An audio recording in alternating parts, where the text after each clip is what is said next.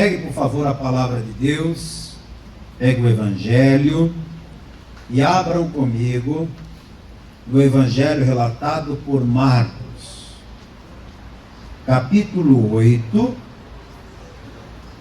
Eu vou ler o versículo 24.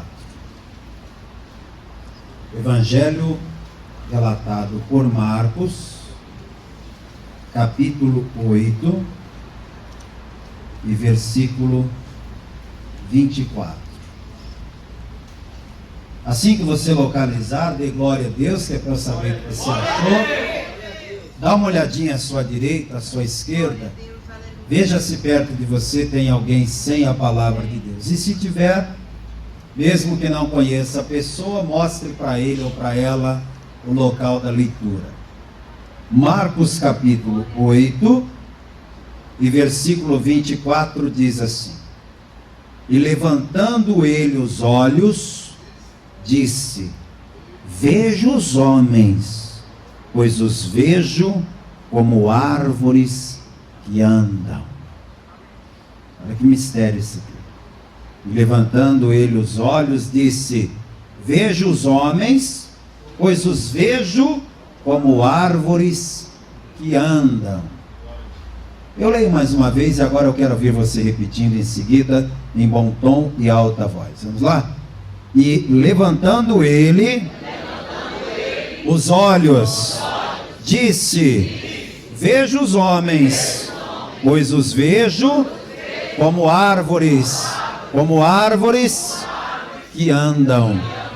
Amém? Você crê que Deus vai falar conosco nessa noite? Você veio aqui com o coração aberto para ouvir a poderosa palavra de Deus? Então deixa a Bíblia no assento, desocupe as mãos e vamos dar uma linda salva de palmas para esta palavra. Vamos aplaudir, vamos aplaudir. E enquanto você aplaude, abra a tua boca e diga glória a Deus. Abra a tua boca e diga glória, glória, glória ao teu nome, Senhor. Pai querido, Deus amado, Deus bendito e todo-poderoso, a tua palavra será pregada. Quem é o homem para falar? O homem não tem nada para dizer. Vem o Senhor e toma a boca do pregador, tome os lábios do mensageiro, e que a tua palavra, Pai, uma vez enviada, ela vá e produza resultado para o qual está sendo mandada, em nome de Jesus. Diga amém, Jesus. Senta, por favor, senta.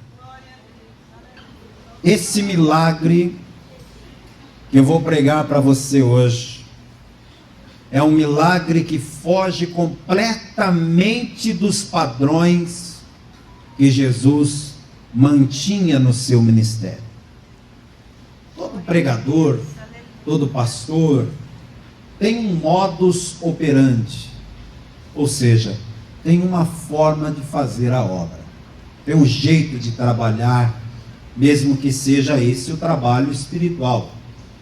Você que está me acompanhando aqui na igreja, você já deve ter percebido como é o meu jeito de trabalhar na obra de Deus. E outros pastores também, você acompanhou e viu a forma de cada um trabalhar. E Jesus tinha uma forma de trabalhar. Jesus tinha um modus operandi. E qual era esse modus operandi? Jesus chegava num lugar, podia ser uma casa, uma sinagoga, um templo, podia ser a praia, onde tivesse gente. A primeira coisa que Jesus fazia, ele pregava o Evangelho, ele pregava a palavra, ele anunciava as verdades da palavra de Deus. Então a primeira coisa que Jesus fazia era pregar. A segunda coisa que ele fazia depois de pregar era curar os enfermos que estivessem ali. Não importava se eram doenças simples ou gravíssimas, se eram doentes que estavam ali há pouco tempo, ou que passavam muitos e muitos dias e anos até naquela situação, ele curava os doentes. E além de pregar a palavra e curar os doentes, Jesus sempre expulsava demônios. Então podia ter certeza que onde Jesus chegasse, 3 coisas ele iria fazer. Primeira, qual era? Pregar o evangelho. Segunda, curar os enfermos. Terceira, e expulsar os demônios. E até para operar esses milagres de cura e libertação, havia um modus operandi, havia uma forma de trabalhar. Quando Jesus curava os enfermos, ele sempre perguntava: você crê que eu posso fazer isso? Você crê que eu tenho poder para isso? E se a pessoa manifestasse que tinha fé, então, por fé daquela pessoa, Jesus dizia: então que te seja feito conforme a sua fé. Esse era o padrão. Quem compreendeu o padrão do trabalho de Jesus? Só que esse milagre aqui, da cura do cego de Betsaida, é um milagre muito curioso, porque Jesus aqui quebrou todos os protocolos, e ele fez a coisa de uma forma inédita, de uma forma diferente. Veja comigo a partir do versículo 22. E chegou a Betsaida, e trouxeram-lhe um cego, e rogaram-lhe para que lhe tocasse. É importante eu dizer a você que esse cego de Betsaida não é o cego Bartimeu. Não confunda, por favor, são pessoas diferentes. Começa que o cego Bartimeu, ele era da cidade de Jericó. Esse aqui é de Betsaida. São cidades diferentes. O cego Bartimeu, quando clamava, a multidão reclamou do seu clamor e dizia: cala a boca, você está incomodando. Esse caso aqui é completamente diferente. A multidão está suplicando a Jesus que cure aquele cego. Então não é o cego de Jericó, o cego Bartimeu, mas também não é o cego de nascença que Jesus curou uma vez. Você já leu no evangelho que Jesus curou um cego de nascença e mandou ele ir se lavar no tanque de Siloé, e o homem foi, lavou e voltou vendo? Não é esse também. Esse aqui é outro.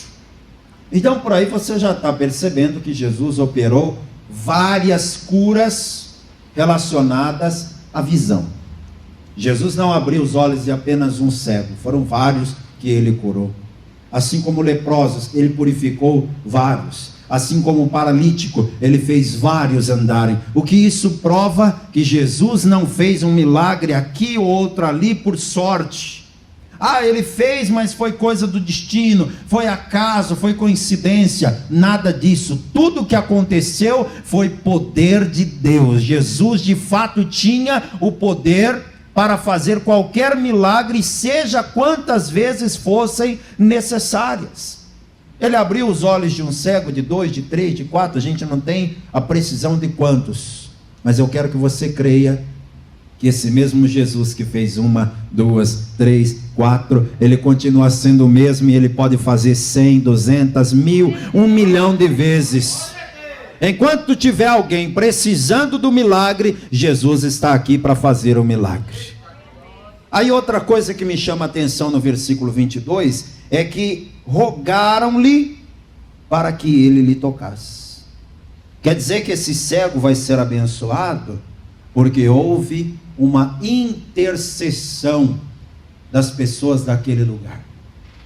Não sei por qual razão que intercederam por ele, não sei se ele era uma personalidade respeitada daquela cidade, talvez. A Bíblia simplesmente não me diz nem o nome dele, então eu não sei a razão. O que eu sei é que quando Jesus foi entrando na cidade, imediatamente começaram a suplicar: Jesus, tem um cego ali, e o Senhor precisa curá-lo. Aquela intercessão fez o milagre acontecer. Eu quero te ensinar algo aqui poderoso. Quem quer aprender? Você pode ser usado por Deus para abençoar outras pessoas. Existe uma oração chamada oração intercessória, ou oração de intercessão, que é uma oração muito poderosa. É quando você, seja você um membro dessa igreja, novo convertido, não importa, ou seja você um obreiro ou um pastor, não importa quem você é, a questão não está em quem intercede, e sim a quem você intercede. Você pode ser quem for, você pode ser um novato na fé, Pelo fato de você falar em nome de Jesus é que a oração se torna poderosa. Então, quando você chega diante de Deus e começa a orar a favor de alguém, o nome disso é intercessão. Então, repetindo, o que é intercessão? É quando eu ou quando você oramos a Jesus em favor de alguém. Quantos de vocês aqui tem alguém que você gostaria de orar hoje? Levante a mão. Tem um amigo, tem um parente, tem um vizinho, tem um colega de trabalho, seja lá quem for. Não tiver ninguém, olha do lado aí que você já achou um. Olha do lado. Pronto. Achou um. Tem ninguém do seu lado? Não, olha para frente aqui, ó. Aqui, ó. Ué, você acha que eu também não preciso de oração? Eu estou olhando para você aqui, estou vendo, olha, um monte de gente aqui para a gente interceder. Às vezes, amados, nós temos que tirar o foco de nós mesmos. É verdade que eu preciso de bênção. É verdade que você precisa de bênção. Mas eu não posso gastar todo o meu tempo de oração orando só por mim mesmo. A minha oração não pode ser egoísta. Eu não posso canalizar o poder de Deus todo para a minha pessoa. Eu tenho que usar o que Deus me deu para abençoar outras vidas. Eu sei que você veio aqui em busca de bênçãos e milagres para a sua vida pessoal. E Jesus vai te dar o que você quer. Mas reserva um tempo aí para orar por alguém. Aproveita que você já fez amizade com essa pessoa do lado e diga para ele: eu vou orar por você também, viu? Olha que crente não mente, hein? Falou, tem que cumprir. Fala de novo: vou orar por você, tá? Ore mesmo. Depois você pergunta o nome dessa pessoa e fala: Jesus, está aqui o fulano de tal, não sei o nome dele não. Aliás, não sei nada que ele está passando, só sei o nome dele, mas abençoa essa pessoa. E ore. Gente, a oração tem poder demais, principalmente se for uma oração feita ao Pai, em nome de Jesus, intercedendo por alguém. Aí vem o versículo 23 e diz: e tomando o cego pela mão, levou-o para fora da aldeia, e cuspindo-lhe nos olhos e impondo-lhe as mãos, perguntou-lhe se via alguma coisa. E levantando ele os olhos, disse: vejo os homens, pois os vejo como árvores que andam. E agora eu vou começar a te mostrar as coisas estranhas que aconteceram nesse milagre. E vamos ser verdadeiros aqui, não é porque foi Jesus que fez que não é estranho. É estranho. Jesus chegou num lugar, ele não fez um culto. Não fez um culto. Ele não fez uma pregação. Eu te expliquei que o padrão de Jesus qual era? Ele chegava, reunia o povo, pregava, curava os doentes, expulsava os demônios. Esse era o trabalho. Jesus mal chegou no lugar, não reuniu ninguém, não fez culto nenhum, mas as pessoas rogam a ele dizendo: cura o cego ali, Jesus, ele precisa de um milagre, ele precisa da tua ajuda. E aí Jesus vai curar o homem. Mas qual que é o estranho disso? O estranho é que Jesus pega o homem pela mão e o leva para fora da aldeia. Por quê? Por que Jesus não curou o homem ali mesmo? Eu sei que você ainda não pegou o espírito da coisa, então deixa eu dar um exemplo mais real. Suponha que você está aqui no culto, a reunião termina, e você me diz assim: pastor, eu sei que o senhor já orou no altar, eu já tomei posse da oração, mas é que eu queria muito que o senhor fizesse uma oração especial por mim. Às vezes acontece, e quando acontece, a gente com maior alegria ora, sem problema nenhum. Mas você não acharia estranho se eu chegasse para você e dissesse: claro, vou orar sim, vem comigo aqui. Aí eu vou te puxando pela mão e andando a igreja inteira, e você dizendo: onde é que esse pastor está me levando? Aí eu te levo lá fora no estacionamento, inclusive hoje está até chovendo agora, né? Te levo lá fora e diz: agora eu vou orar. Ainda que eu orasse, depois que a oração terminasse, você ia até dizer amém, mas você ia embora para casa pensando assim, né? Por que ele não orou lá na igreja mesmo? Por que ele não orou lá diante do altar? Ou lá na porta da igreja onde ele estava cumprimentando todo mundo? Por que ele me levou lá fora para orar por mim, lá fora? Você ia ficar com essa dúvida, sim ou não? Então me responda, por que Jesus não curou o cego ali mesmo? onde disseram: Senhor, tem aqui um homem cego, precisa de ajuda. Por que ele levou o homem lá fora? Essa é a primeira pergunta que a gente faz ao texto. Por que Jesus levou o homem para fora da aldeia para curá-lo? E o mais estranho vem agora: e cuspindo-lhe nos olhos, e impondo-lhe as mãos, perguntou-lhe se via alguma coisa. É só na minha Bíblia que está escrito que Jesus cuspiu no homem, ou na tua está também, hein? Hã? Dá uma conferida aí. Às vezes a minha versão é uma versão diferenciada. Está escrito na tua Bíblia que Jesus cuspiu no homem. Que coisa estranha, gente. Lá em João capítulo 9, Jesus tinha feito uma coisa assim, até um pouco semelhante. Em João 9 está escrito que Jesus cuspiu no chão. E aí ele fez um lodo lá no chão e passou aquela meleca nos olhos do homem cego. Mas aqui ele fez pior ainda. Aqui ele fez o quê? Ele cuspiu no homem. E eu tenho para mim que foram 2 cuspidas. A gente não tem 2 olhos? E cuspiu mesmo para valer. Ainda bem que era cego, não viu, né? Só tomou aquela cuspida ali e ficou querendo entender o que foi aquilo. É estranho ou não é, minha gente? Estranhíssimo. E aí, depois de cuspir no olho da direita, no olho da esquerda, Jesus passa a mão ali naquele olho cuspido, melecado. E aí ele pergunta para o homem: e aí? Tá vendo? E o mais estranho vem agora: o homem não viu. Você acredita nisso? Eu só acredito porque está escrito. Então veja de novo. E levantando ele os olhos, disse: vejo os homens, pois os vejo como árvores que andam. Quer dizer que quando Jesus cuspiu no homem e passou os dedos nos olhos dele, o homem não viu na hora. O milagre não aconteceu instantaneamente. Quem está percebendo isso aqui? Você já tinha visto algo assim acontecer no ministério de Jesus? Não, você nunca viu. Porque todas as vezes que a gente tem um relato de milagre, vou te dar exemplos. Jesus entrou na casa de Pedro e a sogra de Pedro estava doente, ardendo em febre. Jesus foi lá, se inclinou para ela, tocou-lhe e a febre imediatamente a deixou. E ela se levantou e passou a servi-los. Ela foi curada na hora. Quer outro exemplo? O leproso. Jesus está descendo do monte, um leproso vem até ele e diz: se tu quiseres, tu podes me curar. Jesus falou: eu quero, seja limpo. O homem ficou limpo na hora. Já que estamos falando de um cego, vamos falar de um outro. O cego de Jericó. Quando Jesus chegou perto dele e falou: que queres que te faça? E ele disse: Senhor, que eu veja. Jesus disse: então vê. E o homem viu na hora.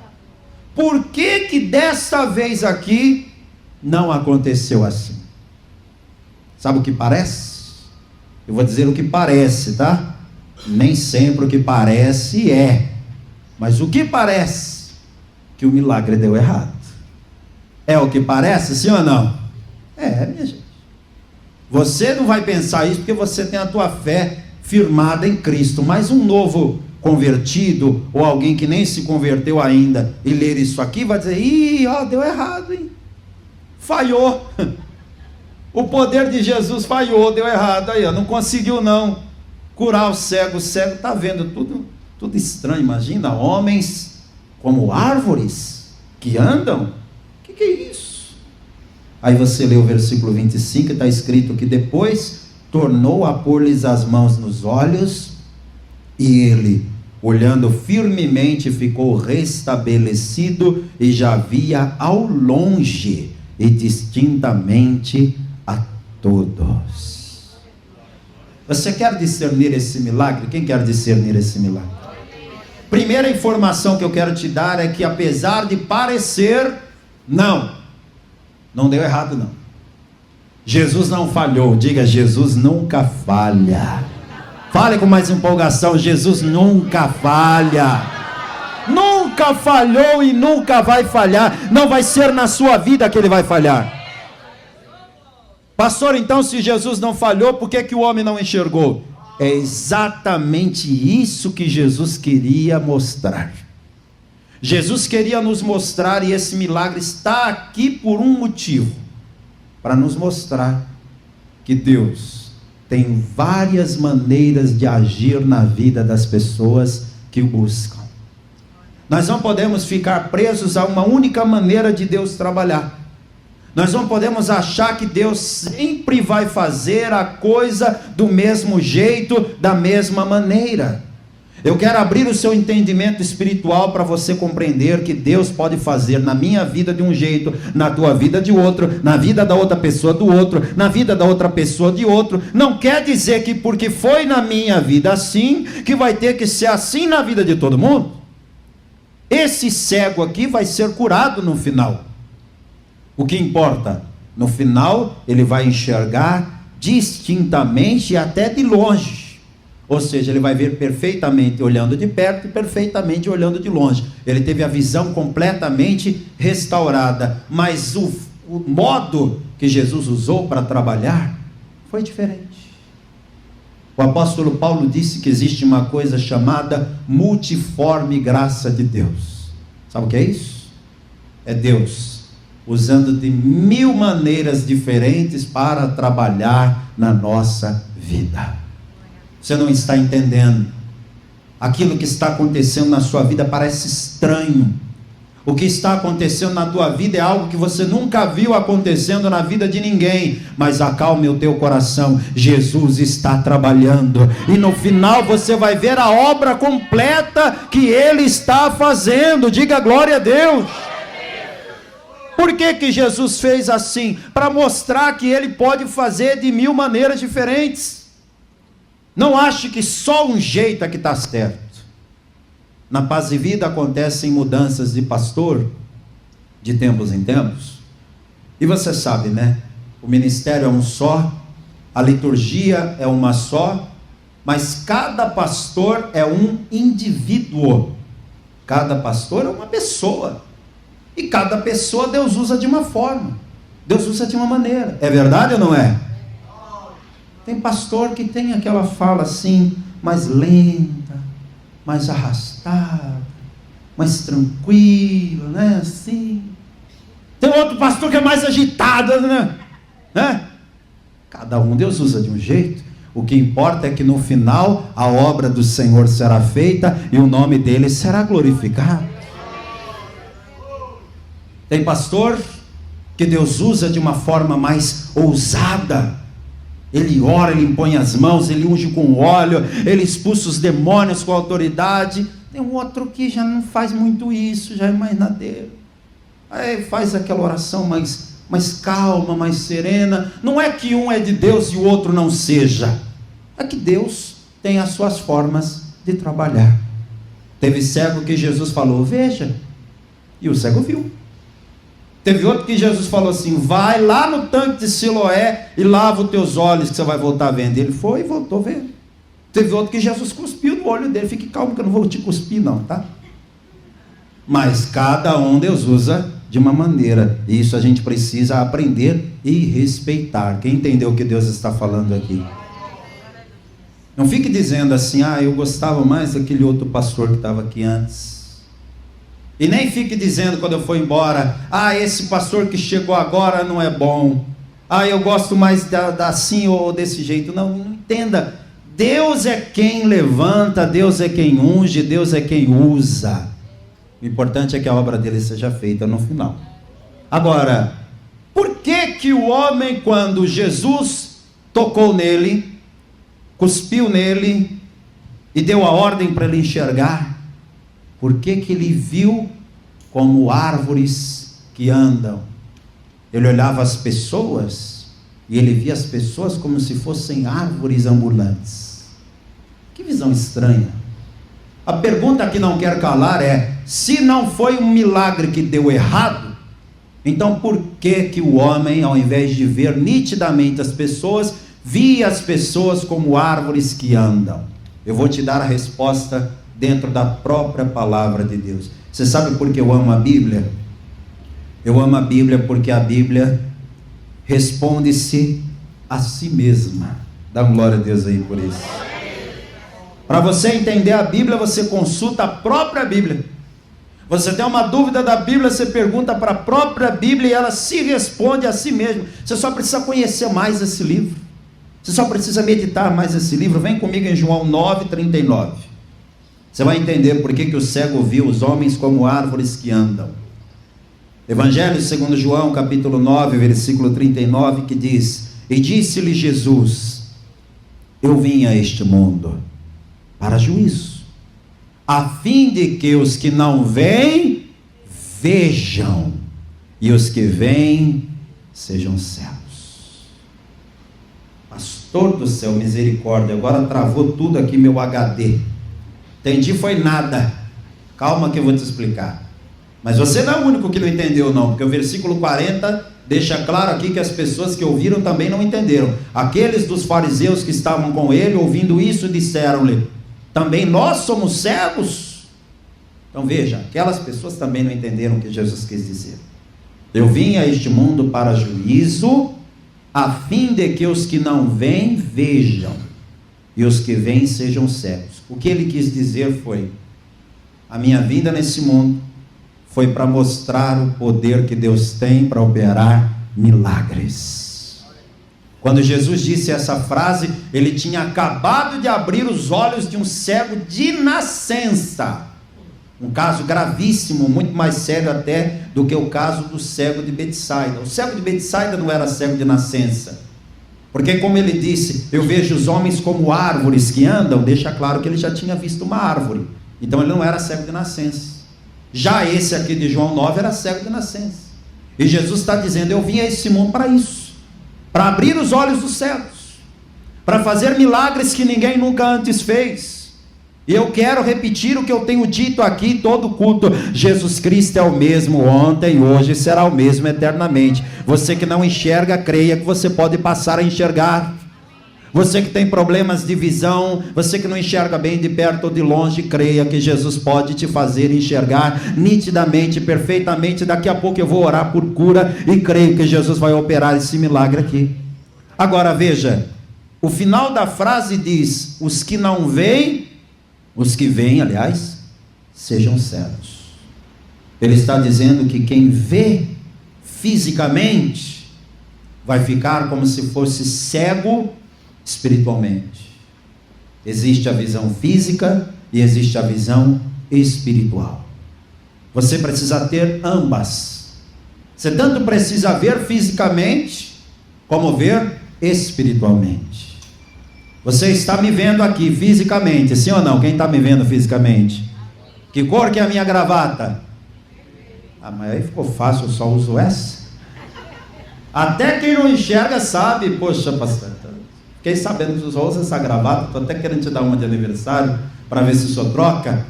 Pois é, mas espiritualmente você está me vendo aqui? Você está me vendo espiritualmente? Você está me vendo fisicamente. Fisicamente eu estou de terno preto, de camisa branca, de gravata vermelha. Mas espiritualmente eu estou com uma veste branca, todinha branca e manchada de vermelho, que é o vermelho do sangue de Jesus Cristo. Você está me vendo aqui com o microfone na mão e mais ninguém, né? Mas espiritualmente você não vê, mas tem anjos do Senhor aqui ao meu redor, que foram mandados pelo Pai para me dar cobertura enquanto eu estou aqui fazendo a obra dele, a visão espiritual. Por que que aquele homem viu os homens como árvores que andam? Muito bem, eu vou te revelar agora. Antes de abrir os olhos físicos daquele homem, Deus abriu os seus olhos espirituais. Essa é a explicação. Pastor, o senhor está querendo dizer que espiritualmente os seres humanos são como árvores que andam? É isso que o senhor está dizendo? Eu não, é a Bíblia que diz. Eu vou te mostrar agora. Vá comigo, por favor, no livro dos Salmos. Vou te mostrar que todo homem e mulher, na visão de Deus, é como árvore que anda. Você é como uma árvore que anda, eu sou como uma árvore que anda. Salmo 1, versículo 1 também. Quem achou, diga amém. Salmo 1, está bem no meio da Bíblia. Livro dos Salmos, a Bíblia acha sozinha. Você fala assim, Salmo, Solta a Bíblia lá e lá, sozinho. É no meio, né? Fácil. Salmo 1 e versículo 1. Bem-aventurado o varão que não anda segundo o conselho dos ímpios, nem se detém no caminho dos pecadores, nem se assenta na roda dos escarnecedores. Antes tem o seu prazer na lei do Senhor, e na sua lei medita de dia e de noite. Vamos meditar aqui. Bem-aventurado é quem não anda segundo o conselho do ímpio. Por que você e eu não devemos seguir o conselho do ímpio? Porque o ímpio não tem nada de bom para aconselhar. Os conselhos bons que você pode ter virão da palavra de Deus. Quer bons conselhos? Leia a palavra. Pastor, eu vou ser honesto, eu não sou capaz de ler a Bíblia e entender claramente. Então busque conselho de alguém que está alicerçado na palavra. Procure o teu pastor e diga: pastor, me dá um conselho. E você pode ter certeza que eu não vou lhe dizer assim: olha, eu acho. Não, eu não acho nada. Eu vou te mostrar, olha, a palavra de Deus diz assim. E aí eu vou te aconselhar pela palavra. Você não quer me procurar? Procure uma pessoa da igreja, procure uma irmã em Cristo, procure uma obreira, um obreiro, alguém de confiança, e busque um conselho prudente. Porque o conselho do ímpio, meu querido, vai acabar com a tua vida. O ímpio não tem alicerce espiritual e moral para te aconselhar. Quer exemplos? Você está numa crise conjugal, você vai buscar o conselho do ímpio. Qual que é o conselho que o ímpio vai lhe dar? Você chega para o teu amigo e diz assim: rapaz, eu estou sendo traído pela minha mulher, o que eu faço? Você está buscando esse tipo de conselho de um ímpio. Sabe o que o ímpio vai lhe dizer? Tanta mulher no mundo, e você aí tomando chifre da tua mulher, rapaz, larga de ser besta, vai para a balada, vai curtir, larga essa mulher para lá. Esse é o conselho que o ímpio vai lhe dar. Desculpe falar assim tão rasgado, mas esse é o tipo de conselho que o ímpio anda dando por aí. E tem gente ouvindo. É mesmo, né? Eu não sei como é que eu não pensei nisso, rapaz. Você conhece uma balada boa aí? Ah, eu vou lá. Está cheio de crente por aí se perdendo por causa dos conselhos do ímpio. E vale para o outro lado também. Minha filha, teu marido está com outra. Você nova, bonita, você vai ficar aí chorando por causa de homem? Tanto homem por aí, vai atrás de outro. Você tem filhos problemáticos? Sabe qual é o conselho que vão lhe dar? Esquece esse menino problemático, isso aí a vida vai ensinar. Uma hora cai na cadeia e aprende. Esquece esse teu filho problemático, viciado, larga ele para lá, vai cuidar de você mesma. Esse é o conselho que o ímpio vai te dar. Mas qual é o conselho que a palavra de Deus vai te dar? Confia no Senhor, persevera na oração. Eu vou te ajudar, eu vou te levantar quando você cair, eu vou te ajudar a vencer os seus problemas. Busca o conselho na palavra. Bem-aventurado é quem não se assenta na roda dos escarnecedores, porque quem se assenta na roda dos escarnecedores vai acabar escarnecendo também. Você já leu o Evangelho? Você lembra onde foi que Pedro negou Jesus? Lembra onde foi? Vai ler lá no final dos evangelhos, que está lá escrito claramente que tinha uma rodinha, uma fogueira acesa, e as pessoas ali conversando. Aí o Pedro foi lá e sentou no meio daquela rodinha ali, a roda dos escarnecedores. E foi ali que olharam para ele e disseram: você é um deles, hein? Estou te conhecendo, hein? Ele falou: eu nunca nem vi esse homem, não sei quem é, não, desconheço. Negou uma, negou duas, negou 3 vezes ali naquela rodinha. Tem lugares que não te cabe. Você é livre. Em Cristo Jesus você é livre para ir onde quiser, para estar onde quiser. E é exatamente porque você é livre que você escolhe não ficar em determinados lugares. Quem entendeu aqui? Eu não estou te proibindo de nada. Você é livre de ir, livre para ir e vir. Mas é exatamente porque você é livre que você não é obrigado a ficar num lugar onde as pessoas estão manifestando-se contrárias à tua fé, escarnecendo do nome do Senhor. Então você fala: desculpa aí, pessoal, mas eu não estou afim de ficar aqui. Levanta e vai embora. Ah, pastor, mas aí vão me achar um chato, eu vou ser desagradável com as pessoas. Eu tenho a seguinte filosofia: se tiver que desagradar alguém, que não seja o Espírito Santo. Pode desagradar quem for, mas eu agradando o Espírito Santo, para mim está ótimo. E para você, hein? Se você quer agradar o Espírito Santo, naturalmente você vai desagradar alguém. Se você não segue o conselho do ímpio, não se assenta na roda dos escarnecedores, e medita na lei do Senhor. Tem mais essa, hein? Tem que meditar na lei do Senhor. O que é a lei do Senhor, gente? É a palavra de Deus. É para meditar na lei do Senhor todo domingo. É isso que está escrito aí? Como é que está escrito aí? De dia e de noite. Ou seja, todos os dias. Você veio hoje para a igreja, veio hoje à noite, né? Meditando na palavra. Amanhã de manhã, quando você acordar, faz o quê? Medita na palavra. À noite, medita na palavra. No outro dia, medita na palavra. Tem dia que tem culto, aí você vem para o culto e medita na palavra aqui. Tem dia que não tem culto, mas mesmo que não tenha culto, você acompanha pela rádio e medita na palavra, e assim vai. Você assiste aqui, ó, pelo YouTube, aí não tem hora, né? Qualquer hora você acessa e tem a palavra de Deus ali para você meditar. O meu canal tem centenas e centenas de mensagens para você meditar, quantas e quantas vezes você quiser. Só não medita na palavra quem não quer. Se você fizer isso aqui, versículo 3, será como a árvore plantada junto a ribeiros de águas, a qual dá o seu fruto na estação própria, e cujas folhas não caem, e tudo quanto fizer prosperará. Diga glória a Deus, igreja. Você vai ser como uma árvore que anda. Você vai ser como uma árvore plantada junto ao ribeiro. E aqui está o segredo: árvore plantada junto ao ribeiro. A árvore é você, o ribeiro é a água que flui do trono de Deus e que rega esta igreja, é o Espírito Santo. Você tem que estar plantado junto ao ribeiro. Sabe o que acontece com uma árvore que é plantada junto ao ribeiro? Sabe o que acontece?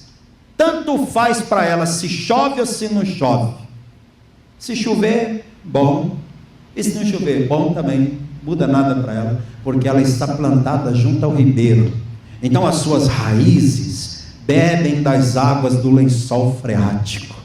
Tanto faz se é um ano bom, se é um ano ruim, aquela árvore não deixará de dar fruto. Levante a tua mão e receba essa palavra. Você é essa árvore. Deus te plantou aqui nesta igreja, junto ao ribeiro que desce do trono de Deus. E não importa se o ano é um ano bom, ou se o ano é um ano ruim, se é um tempo bom, se é um tempo difícil, você vai prosperar em tudo o que fizer, você vai dar fruto em todas as áreas da sua vida, porque você é esta árvore. Agora veja comigo Jeremias 17, que também diz que o ser humano é como uma árvore que anda. Jeremias no capítulo 17 fala de dois tipos de pessoas e dois tipos de árvores: a pessoa que confia no Senhor e a que confia em si mesma. Vamos ler primeiro como é a pessoa que confia no homem, que confia em si mesma. Jeremias 17 versículo 5. Jeremias está depois de Isaías. Assim diz o Senhor: maldito o homem que confia no homem, e faz da carne o seu braço, e aparta o seu coração do Senhor.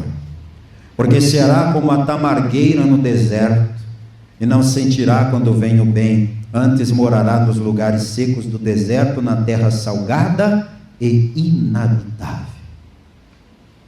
O homem que confia no homem representa a pessoa soberba, a pessoa orgulhosa, a pessoa autossuficiente, a pessoa prepotente. É um homem que confia no homem, ou seja, é uma pessoa que confia em si mesma. É aquela pessoa que você diz: entrega a tua vida a Jesus, entrega teus problemas para Deus, Jesus vai te ajudar. E a pessoa diz: não preciso de igreja não, preciso de pastor não, preciso de Bíblia não. eu me viro, eu dou conta do recado. Isso aí é uma pessoa que confia no homem. E também se aplica a pessoas que ficam colocando a confiança no que alguém falou. Não, eu vou chegar lá porque eu tenho um amigo que é quente. Eu tenho uma pessoa forte lá dentro da empresa que vai me colocar lá. Não, eu vou chegar no meu objetivo porque fulano de tal me prometeu. Você fica colocando a confiança no homem, desculpe, mas você corre um grande risco de se decepcionar. Coloca a tua confiança em Deus. A pessoa que confia no homem é como uma tamargueira. O que é uma tamargueira? É uma árvore do meio do deserto, que não vê água, porque está no meio do deserto. E aqui a palavra compara a pessoa que confia em si mesma com uma tamargueira do deserto, que vive lá na terra salgada e inabitável. Agora versículo 7 fala da pessoa que confia no Senhor. Jeremias 17, 7. Bendito o varão que confia no Senhor e cuja esperança é o Senhor. Diga, eu sou essa pessoa. Você confia no Senhor? Tua esperança é o Senhor? Porque ele será como o que, minha gente? Versículo 8, será como a árvore plantada junto às águas, que estende as suas raízes para o ribeiro, e não receia quando vem o calor, mas a sua folha fica verde, e no ano da sequidão não se afadiga, nem deixa de dar fruto. Continua confiando no Senhor. Continua colocando a tua confiança no Senhor, porque você é como essa árvore que anda. E anda para onde, pastor? Anda na direção do céu, anda na direção da nova Jerusalém celestial. Vamos aplaudir ao Senhor, toda a igreja de pé.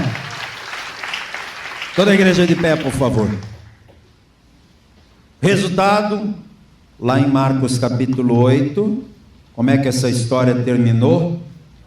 O cego voltou a enxergar.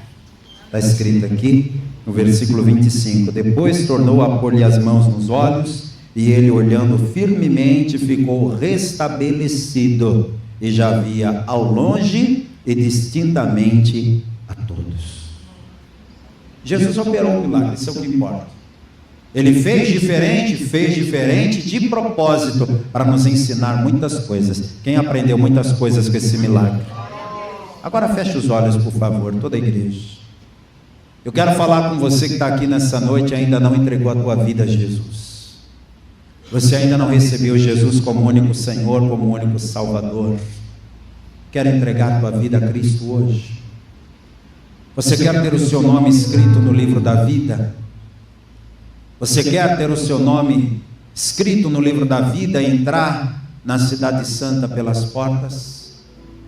Pastor Ademir, eu quero entregar minha vida para Jesus. Levante agora a sua mão bem alto. Quem quer entregar a vida a Jesus? Quantos aqui querem fazer isso hoje? Se tem alguém que ainda não o fez, a hora é agora. Levante a sua mão bem alto junto com a minha e entregue a sua vida a Jesus. Eu quero fazer um segundo apelo, preste atenção. Você, filho pródigo, você, filha pródiga, você que se afastou da casa do Pai, o Pai está te chamando de volta. Volta, filho, volta, filha, para a casa do Pai.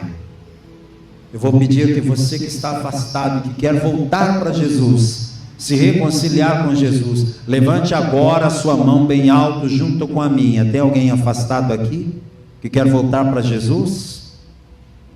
Entre nós aqui, todo mundo está firme na fé. Dê glória a Deus quem está firme na fé. Deixa eu falar com você que está me acompanhando agora pela rádio ou pela internet, me acompanhando aqui pelo YouTube, no meu canal PR Ademir Pereira, por um podcast, por um programa de TV, não sei de que forma que essa mensagem chegou até você. O que eu sei é que Deus está abrindo os teus olhos espirituais agora, para te mostrar que só existe um Senhor, um Salvador e um só caminho, que é Jesus Cristo. Você quer agora entregar a tua vida para Jesus? Você quer agora voltar para Jesus? Quer agora ter o seu nome escrito no livro da vida? Aí onde você está agora, diga sim, eu quero. Levante a sua mão para Deus aí onde você está. Escreve aqui nos comentários do vídeo: eu quero entregar minha vida para Jesus, eu quero voltar para Jesus. Eu vou fazer o seguinte, eu vou dobrar os meus joelhos aqui, porque eu quero orar por você. Não importa onde você esteja, você pode se ajoelhar assim como eu estou fazendo. Dobra o teu joelho aí agora. Pastor, eu estou no meio de outras pessoas, ninguém vai entender nada. Não importa o que as outras pessoas vão pensar, é a tua salvação que está em jogo. Dobra teu joelho aí agora no seu ambiente de trabalho. Dobra teu joelho aí agora no presídio. Pastor, onde eu estou não dá para dobrar o joelho, senão eu faria isso. Então põe a mão pelo menos assim, na altura do coração. Onde você está agora, dá para pôr a mão sobre o coração? Faça isso.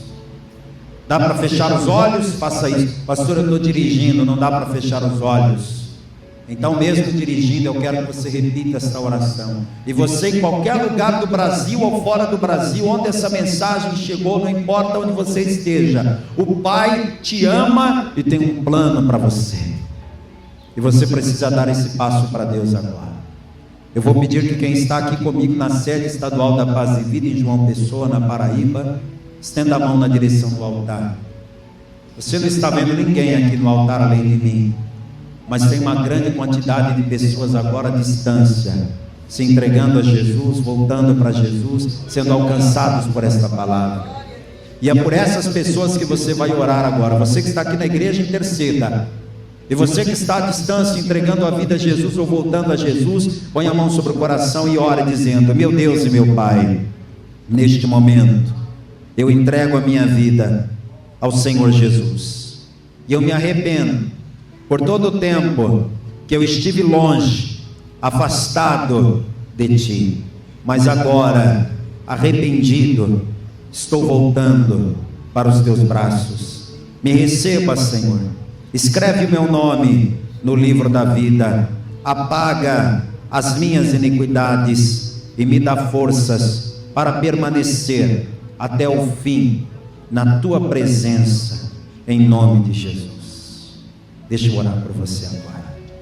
Pai querido e Deus Todo-Poderoso, eu não sei onde essa pessoa está, nem como ela está. Eu não sei em qual circunstância que esta palavra alcançou essa vida agora, mas onde estiver alguém se entregando ao Senhor, voltando para o Senhor, receba esse homem, receba essa mulher, e ainda que os pecados dessa pessoa sejam vermelhos como o carmesim, que se tornem brancos como a neve, que o Senhor purifique essa pessoa de todos os seus pecados e lhe dê forças para caminhar na Tua presença até o fim, em nome de Jesus. Que assim seja feito, amém, e graças a Deus. Glória a Deus, parabéns pela sua decisão, fique firme na fé, que Deus te abençoe. Vamos aplaudir mais a Jesus, igreja.